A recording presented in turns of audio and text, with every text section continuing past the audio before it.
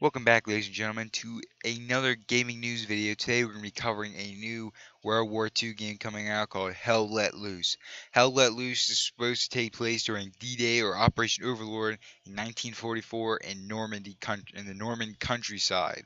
So I don't think Omaha Beach is going to be in this, but everything like the hedgerows, Caraton, Sainte Marie du Mont, they're all going to be in here.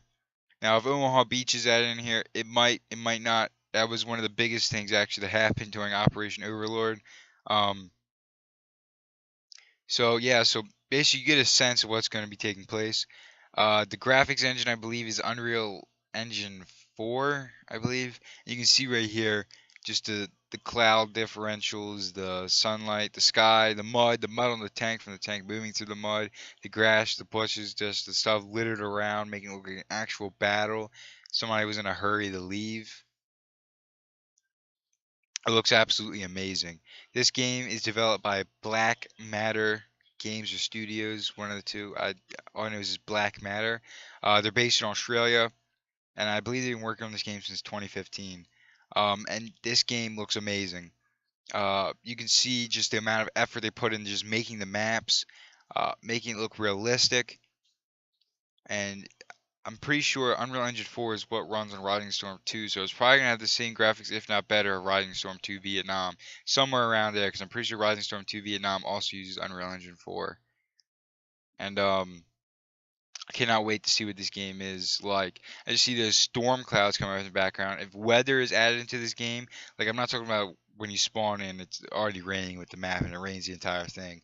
Like you're fighting and there's a storm rolling in as you're fighting. Kind of like Battlefield has. That would be amazing. The Now the only problem with this game is how will it do with the new Call of Duty World War II game coming out, which is Call of Duty World War II, and how will it do with other games such as Day of Infamy, Heroes and Generals, and other World War II games coming out.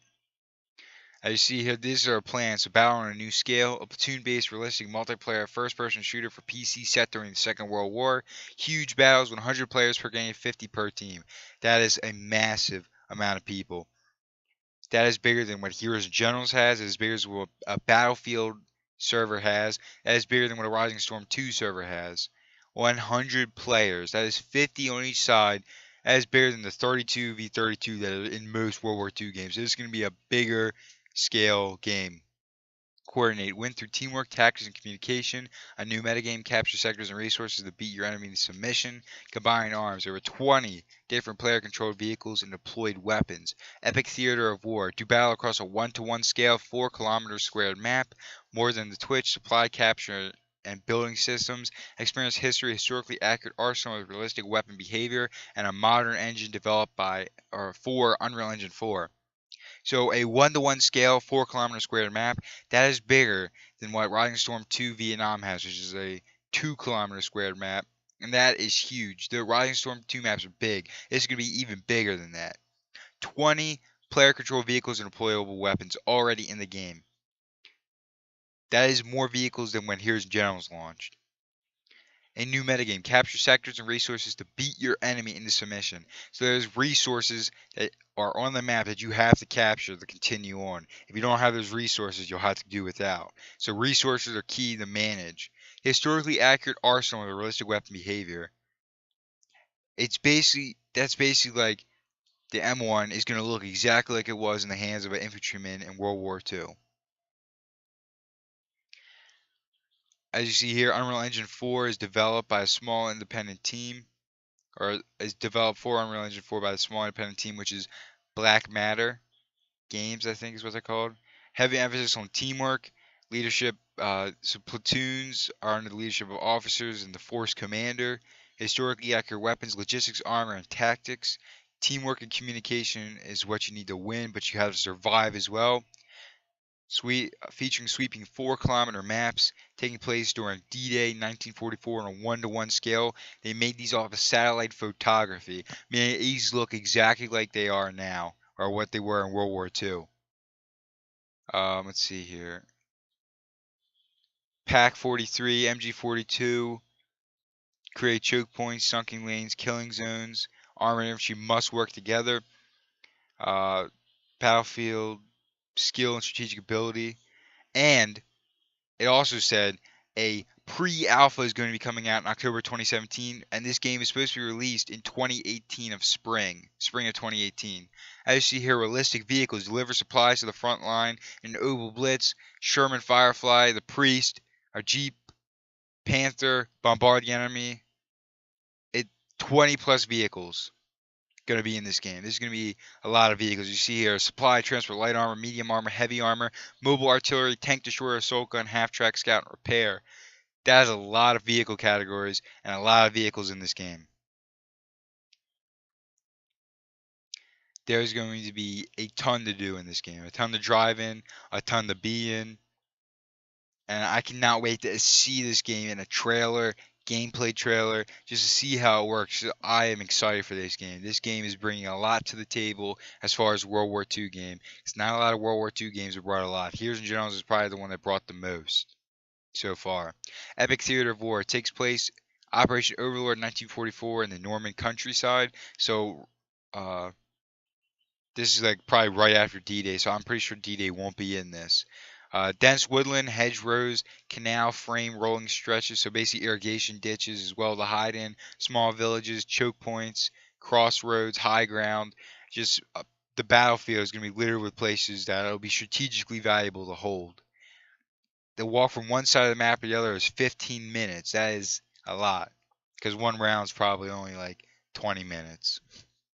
Will your armor roll into Precourt Manor from the west in order to quickly secure the northern approach, or you attempt to choke the enemy in the stretches of an open farmland? So also, how is your commander going to tell you guys to attack? Are they going to go for a rapid blitz to capture the objectives, or are you going to go for a bleed them until they're white kind of objective? So there's 3 levels of warfare here. Strategic. Play as a commander and decide on grand strategy to deploy your forces. So this is basically the commander in Rising Storm. You can also call in supplies, reinforcements, powerful aerial and naval strikes while accurately assessing the situation on the front line. So via radio, you can call in strikes, like artillery strikes, dive bombers to take on the enemy. Operational. Establish supply lines to get supplies to your men. Recover vehicles. That is amazing. Just the amount of stuff you can do as a commander to support your men is just a lot. And look here, you're basically you have to capture a flag to capture the sector, which then takes away resources from the enemy team. Like while spending the cost of fuel on a Tiger tank will inflict significant enough damage to the enemy to wrest control of the western flank, while the munition is spent on a Typhoon strafing run, clear the distant.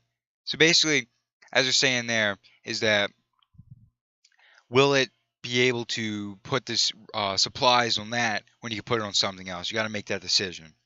And realistic weapons: 16 plus historically accurate rifles, submachine guns, light machine guns, and heavy machine guns, pistols, and assault rifles. 16 guns already in the game. 16. Grenades, mines, mortars, heavy ordnance, anti-tank, tank rounds, dismember, while flamethrowers light up the morning sky. 14 playable roles will be equipped with a new array of equipment. 14 playable roles already in the game, and I'm guessing it's 7 for each team, or 14 for each team. As I see, flamethrowers, mines, mortars, grenades, heavy ordnance, anti-tank capability. This game is going to have almost everything you would need to fight in Second World War. Flamethrowers, mortar teams, bazookas to take out enemy tanks, grenades, engineers laying down mines and barbed wire. This game is going to make it look like an actual World War II game. Now, as you see here, they've been working on this game since April 2015, and they have assets in the United States, Russia, and Australia. Russia probably counts as Europe. The United States is North America, and Australia, of course, is Oceanic region. Then they're actually located in Sydney, Australia as well.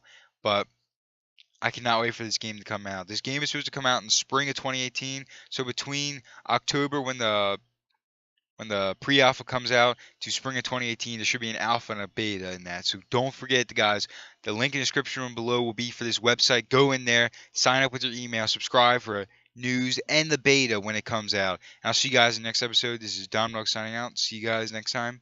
Goodbye.